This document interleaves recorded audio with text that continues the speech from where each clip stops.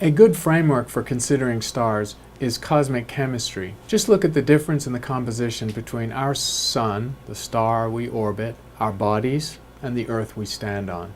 These have quite different abundances of their most common elements. If we sampled a typical region of the sun, we'd find that 90% of the atoms would be hydrogen, nearly 10% helium, and less than 1% all other elements taken together. Carbon, nitrogen, and oxygen are rare, and the metals fantastically rare in the sun compared to hydrogen and helium. Humans, by contrast, are clearly not made fundamentally of star stuff. The two most common elements are hydrogen and oxygen in the ratio 2:1, reflecting the fact that humans are 65% water. In fact, all living creatures are made of water as a primary component, ranging from the low 30% for beetles and dry bugs up to 99% for jellyfish. So hydrogen and oxygen in this proportion are present in all living creatures. The third most abundant element in living material, biological material, is carbon at just over 10%. Nitrogen is also quite abundant, and then all other elements are quite rare, far less than 1%. Different composition again is seen in the planet we stand on. Oxygen and silicon are the most abundant ingredients, followed by iron, nickel, and other heavy elements. These are the materials in rocks that we find under our feet, carbonates and silicates for the most part. The story of these different environments, the environment of stars, of which the sun is a typical example made mostly of hydrogen and helium, of biological material with large concentrations of carbon, nitrogen, and oxygen, and terrestrial material, which also has large amounts of heavy elements and also metals, is a story of cosmic chemistry. In particular, carbon, nitrogen, and oxygen, the biogenic elements, are enhanced by factors of hundreds relative to star stuff. Without that enhancement and that concentration at our position in the solar system, life would not be possible. One of the most fundamental diagrams in science to be able to explain is a plot of the cosmic abundance of the elements of the periodic table in increasing atomic number. Such a graph shows characteristic features and patterns that need to be explained, and they were indeed explained in the last half century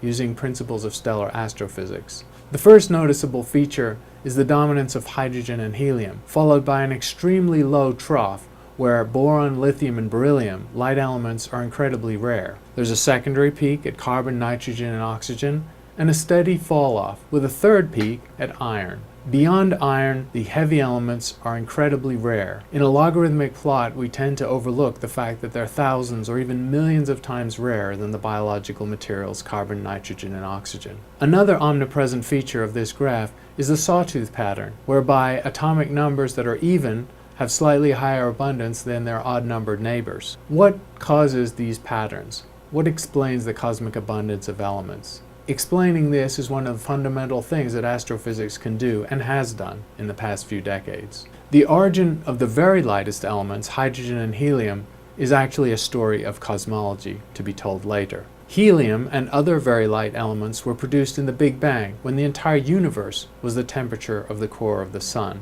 This was a transient state, only lasting a couple of minutes, but it turns out that nearly a quarter of the mass of the universe is produced into helium by the Big Bang itself in nucleosynthesis early in the history of the universe, 13.7 billion years ago. This is an extraordinary event. If it hadn't happened, we wouldn't be there to talk about it. In fact, if the universe had expanded much faster or much slower than it did early on, these heavy elements would not have been created because stars would not have had the ability to form out of condensing gas. As we move into the realm of stars, we move beyond the realm of direct experience. Humans have set foot on just one celestial object beyond the Earth, and that's our near neighbor, the Moon, just 250,000 miles away. Through our robotic emissaries, we have remote sensing covering roughly 1 billion miles into the outer solar system. We've soft landed, for example, on Saturn's moon Titan. This gives us fairly direct information on planets and moons in the solar system. We also sometimes get lucky and have free samples landing on Earth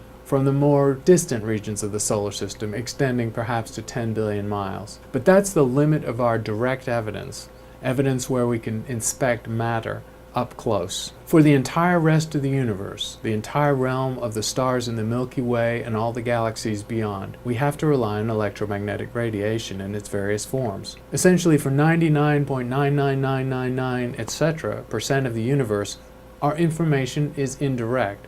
purely in the form of electromagnetic radiation. That limits the inference we can make about distant regions of the universe. The story of stars is a story of cosmic chemistry. If we look at the difference in the chemical abundances of elements in humans or any living creatures, the Earth and the Sun, we see strong differences.